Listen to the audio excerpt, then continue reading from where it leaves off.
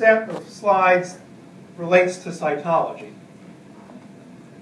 All right, and so just make a few comments about some of these. This is in a spinal ganglion, and so some of you, I'm sure, already looked at these on the Kotachrome slides. So this is the neuron, big cell, like so. So it's a fairly big cell.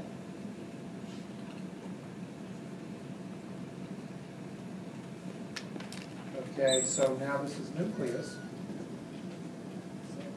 Nucleus like this. Okay. That's nucleus. Now, on the nucleus, you're not really resolving nuclear envelope. Okay, we're all clear on that. Okay, that's just the stain and diffraction patterns that you see. Nucleoli, remember, a neuron is a very biosynthetically active cell, so you're going to see nucleoli. They're going to be transcribing ribosomal DNA, making ribosomes.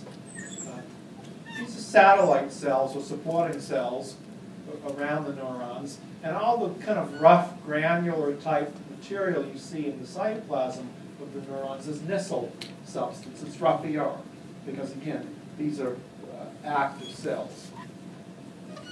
A multipolar neuron, these being the dendritic processes on the neuron. Remember, the dendrites bring a signal into the cell body. The axon carries the signal away. The axon hillock is probably right here.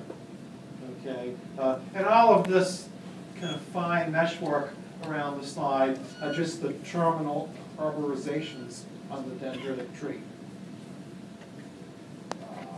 This one, I think, was smooth muscle. I'll just forget about this one right now because we'll show some muscle ones later. Okay, this was just in the cytology lab. It's just showing that smooth muscle are basically spindle-shaped cells. This one is a capillary at the EM level, and there's profiles. We may have showed this one in lecture, but it's a profile of a portion of two cells. So there's one cell here without the nucleus in it. And then all the rest is the other cell showing the nucleus. You can see little vesicles in the capillary. We haven't talked about this yet, but things can transport across capillaries by two means, either by vesicles going across the cell. Okay, we would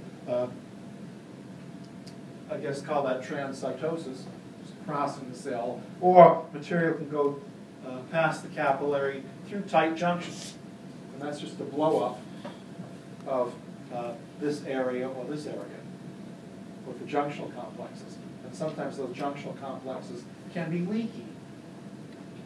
And we'll talk more about capillary structure later in our course. We've seen this one. Okay, let's say identify the epithelium. Simple columnar epithelium. Okay, and goblet cell.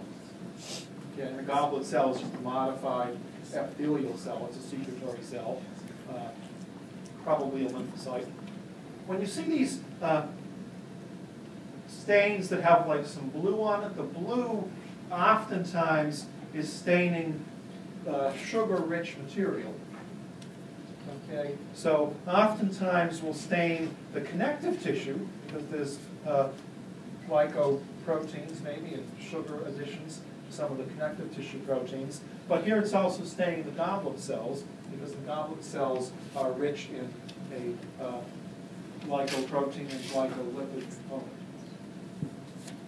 This is just a higher magnification of the microvillus brushed water from these cells. So it's an area somewhere here. Just a higher mag showing the microvillus brushed water, very regular in these epithelium. These are junctional complexes between that cell and a complex between that cell and that cell. Okay, and I'm not going to go over today because I'm not going to go over what we did in lecture necessarily, but you can remember some of the junctional complexes that are there. just rough ER at a high magnification. Okay, and these are just some dilated cisternae in the ER. This one's not such a big deal. It's a light micrograph with a special stain just to highlight the Golgi. This is a silver stain. The Golgi preferentially will take up heavy metal stains. That's not something I'd expect you to remember. An electron micrograph of the Golgi. This happens to be a fairly nice one with profiles there and profiles there, and a lot of small vesicles associated with the Golgi, and some larger vesicles too. And I think somewhere in the lab descriptions, the terms are used as vacuoles for large vessels. I don't use the term vacuole that much. It just means a large vesicle in an animal cell. These are lysosomes, very electron dense and very heterogeneous in appearance. Okay. Obviously, the luminal pH in lysosomes is relatively low, something like 5 or something like that, as opposed to 7 in cytosol. Marker enzyme for the lysosomes is what? Acid phosphatase. An acid hydrolase, basically. I think we've seen this one before, basal infoldings of the plasma membrane, and here with mitochondria interdigitated. I think this may have been a kidney tumor. This type of arrangement with membrane infoldings and mitochondria, when you see it at the electron microscopic level, implies active transport, or a high need for energy. On some of the Kotachrome slides, you were looking at striated ducts and some of the big salivary glands. Okay, this could just as easily be something like that, except I got a capillary lumen here, so you wouldn't necessarily be that intimately associated with a lumen, although you could be. Okay, so again, that's an area where there's active transport. So if you see something that says striated ducts, it could look very similar to that on the electron microscopic level. Okay. Don't think I have to say anything about that one, do I? Rough ER mitochondria. What's this guy? That's a It's what? Cross section of a basal body, right? Okay. Now, for an A in the course, is it a basal body or a centriole? Basal body. How many say basal body? How many say centriole?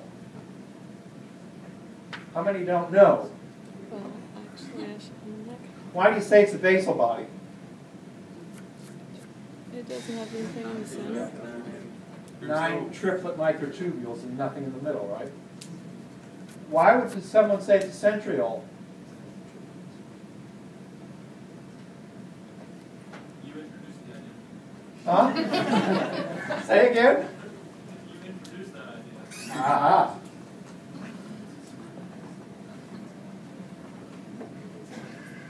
How do centrioles reside in the cell? Near the cell center.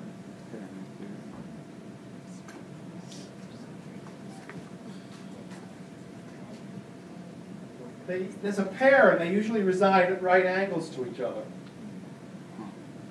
Okay, so if I got a structure like that cut in cross section,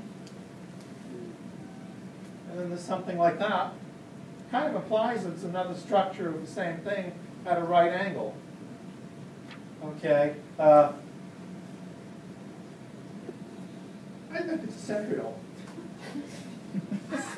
What now? Why? Don't worry about it. I can live with that.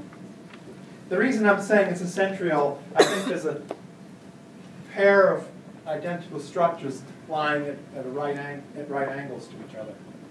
And that's generally where you find the centriole, at the cell central or centrosome, where all the microtubules would originate in the cell.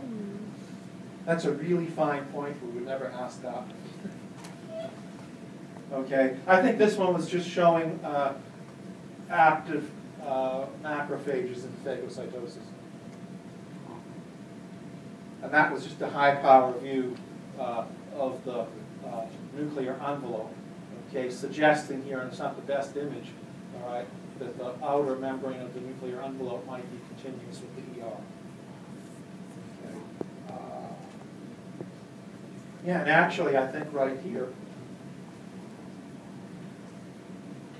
like right there and right there are probably pores in the nuclear envelope where the membranes come together. It's very difficult to resolve those at the ER level. Okay, so those were the cytology slides.